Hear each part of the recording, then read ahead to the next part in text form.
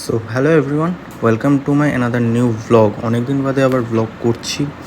মাঝে কিছু প্রবলেম ছিল বলে করতে পারিনি। তো আজকে বারাসাতে এসে রহিমদার দোকানে একটু চিনি ছাড়া লিকার চা খেয়ে নিলাম দিনটাকে এনার্জেটিক করার জন্য।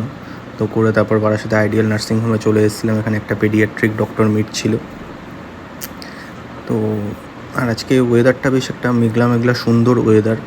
বেশ ঠান্ডাই ছিল, হাওয়াও ছিল, মাঝে মধ্যে বেশ সুন্দর ওয়েদার ছিল।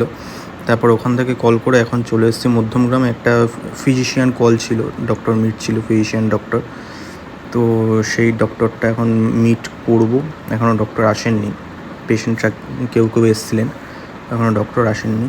তো তারপর ওখানকার ফিজিশিয়ান ডক্টর মিট করে আজকে তারপর চলে এসেছি বারাসাতে একটা পেডিয়াট্রিক ডক্টর মিট করতে। তো এখান থেকে পেডিয়াট্রিক ডক্টর মিট করে একটা ছোট্ট টাইম ল্যাপস দেখিয়ে দিলাম তোমাদের রোড সাইড। তো সেখান থেকে সব কিছু করে এখন চলে এসেছি বারাসাত কেয়ার অ্যান্ড কিওর নার্সিংহোমে। এখানে আমার কিছু মেট্রন মিট করতে হয়।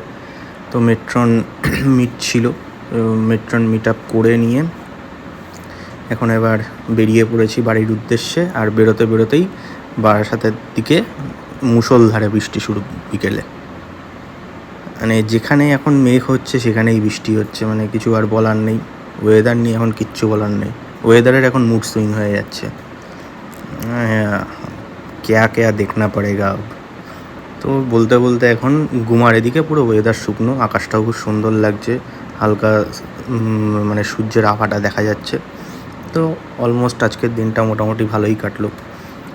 অনেক দিন বাদে আবার ব্লগ করলাম, ভয়েস ওভার দিলাম। তো সব কিছু করে খুব ভালোই লাগলো। সো তোমাদের কেমন লাগলো জানিও। টাটা।